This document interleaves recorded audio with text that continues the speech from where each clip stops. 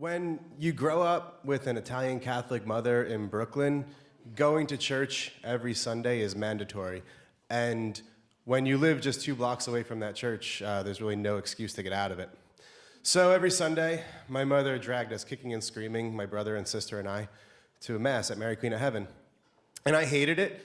I thought it was boring, and it always made me miss the first 15 minutes of WWF Superstars. At the end of every Mass, my mother would give us each 50 cents to go light a candle in the back of the church. We were supposed to light one for someone in our lives, a friend, a family member, whoever might need a little pick-me-up. She would always light the bigger candles for $1. That was like covering grandma and whoever had like surgery. She wasn't going to leave that heavy lifting to us. But you know, it was meant for someone else. And she would always tell us, you know, it's not a birthday wish. It's supposed to be not for you, it's for someone else. So one day, it's June of 1994, we're walking home, and she's asking us who we lit our candles for. My brother lit one for someone at school, my sister lit one for someone at school, and I told the truth. I lit it for the New York Knicks to win the NBA championship. They were in the finals that year. And my mother got really upset with me, and she told me that I had wasted my candle and wasted her money, and that I was selfish. And I said, how is that selfish? If the Knicks win the championships, all of New York City is going to be happy. And I remember very distinctly her saying, God doesn't care about basketball. A couple of days later, when the Knicks would actually go on to lose Game 7 in the finals, I was really upset, and from behind me, I could hear, you see? And for a while there, I really thought that I was to blame for the Knicks losing the championship. After we received confirmation and went to high school, my mom said she was not going to fight us anymore, and one by one, she wasn't going to force us to go to church, and one by one, we decided not to. We stopped going. But Mom kept going every Sunday, and every Sunday, she was lighting those candles, always for her friends and for her family, but mostly for her kids. I know this because she would tell you. When she says it's not a birthday wish, it's absolutely true, whereas you're not supposed to tell anyone what your birthday wish is. If someone lights a candle for you, they always let you know, because like if, God forbid your fortunes change, they have to get some sort of credit for it. When I was in my early 20s and was going through cancer treatment, my mother was there not only every Sunday, but like during the weekdays as well. They probably could have put a whole wing of the church under my name. And I had to tell her, please, Mom, stop giving the church money on my behalf. And every Sunday there she was just telling me, you know, I lit a candle for you at church today, and you know, me being a smart-ass 22-year-old would just say, oh, that's what that was, or something to that effect. And she would always just snap back, you know, you don't have to be a smart-ass, you could just say, thanks, Mom. But she would go on lighting those candles for us, for me, for family.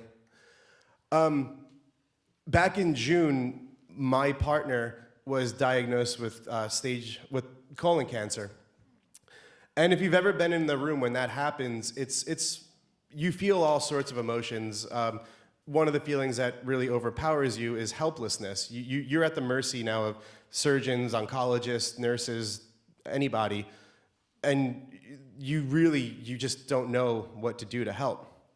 And one day, not too long after the diagnosis, when we were still trying to figure out, you know, life moving forward, I was up on Capitol Hill for work at a meeting at Seattle University, and I was walking through campus back to my car, and I walked by the chapel of St. Ignatius. It's that beautiful modern architecture building in the middle of campus, and the door was open, as it is during the day.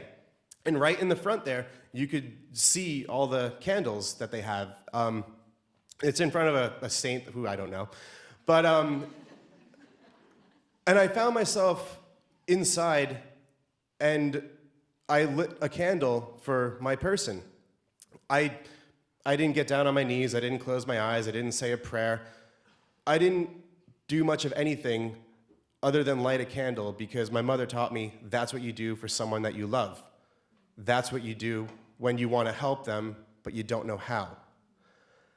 And suddenly, aside from thinking about my person, I was thinking about my mom.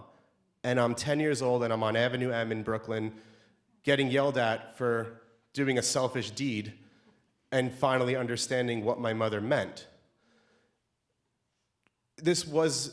My act was selfish.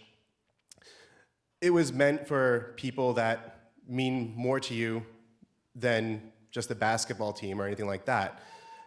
And so when you want to do something for them and you can't, this is a gesture to show them that you're sending them all of your best wishes. This is a gesture to show them that for you, I'm willing to believe in magic. And so I started a new tradition that my mother started in me back in the 1980s. And, for this person who I love, I'm willing to believe in magic. For my mother, that magic is, divine. For me, I don't know what it is. I'm not willing to go that far. But I just want to make sure I'm covering all my bases. I do occasionally light one for the New York Knicks, just in case. Some things are beyond even a miracle. But now, when I talk to my mother and I give her the updates, I am happy to say that things are going well. They're progressing. We're not out of the woods, but things are going well. And when I give her those updates and tell her what's going on, she always ends her phone calls the same way that she always has. She says, "I love you, babe, and I'm thinking of you, and I'm gonna light a candle for her." And instead of my smart-ass remark, I just say, "Thanks, Mom. I will too." Thanks.